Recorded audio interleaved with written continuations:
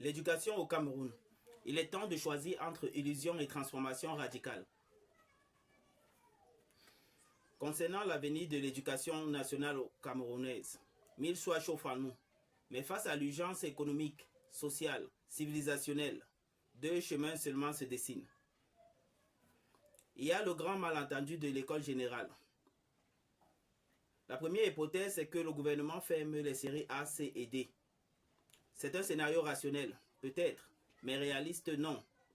Car les systèmes, surtout les nôtres, ne s'auto-démolissent jamais, aussi inutiles qu'ils soient devenus. La deuxième hypothèse, et c'est là notre salut. Le peuple camerounais se réveille.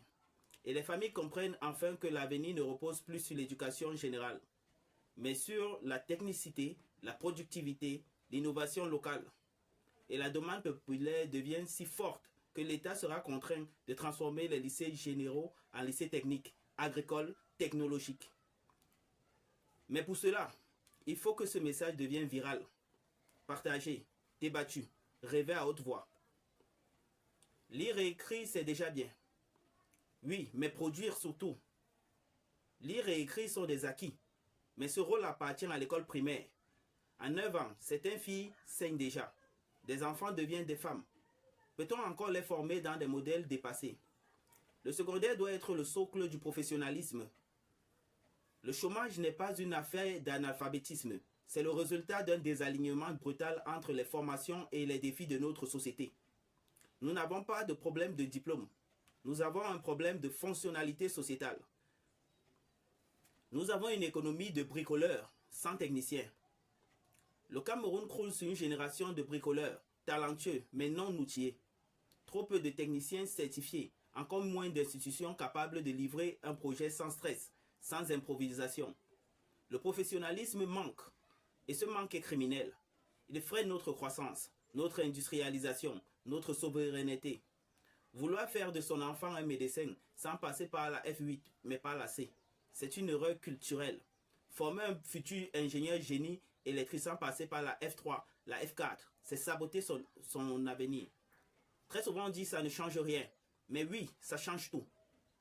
Dans l'appropriation technologique, dans la discipline professionnelle, dans la conscience du détail. Tout commence par l'orientation. Les concours nationaux entre illusion et fuite de cerveau. Nos concours nationaux sont devenus des cérémonies de frustration, des machines à corruption douce. Même les enfants qui réussissent grâce aux réseaux familiaux finissent souvent en Europe à exercer des petits boulots. Et pendant ce temps, ce sont nos impôts qui ont financé leur formation. Il est urgent de mettre un système fondé sur l'enthousiasme et la compétence réelle.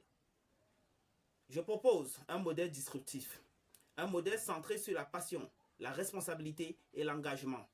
Chaque étudiant paierait une caution entre 500 et 1 million de francs CFA à la banque, remboursable avant ou après ses études. Aucun concours.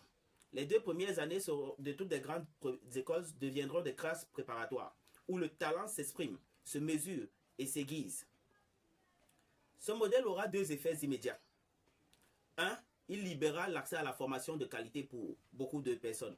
Et il renflouera les caisses de l'État pour financer ce qui compte, la recherche, l'innovation, l'encadrement et le génie national. En conclusion, il y a l'urgence d'une stratégie continentale et mondiale ensuite. Il est temps pour nous, en Afrique, de cesser de copier les systèmes occidentaux. C'est Napoléon Bonaparte qui a conçu le système A, C et D.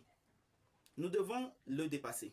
Notre recherche doit être dirigée vers l'agriculture intelligente, l'exploitation durable des mines, les énergies renouvelables et la défense du territoire. Nous devons former des doueurs, des bâtisseurs, des femmes et des hommes capables de transformer un point en infrastructure, un schéma en électricité, une idée en entreprise. La révolution éducative commence dans ton esprit. Ce message ne doit pas dormir ici. Partage-le, discute-le, remixe-le.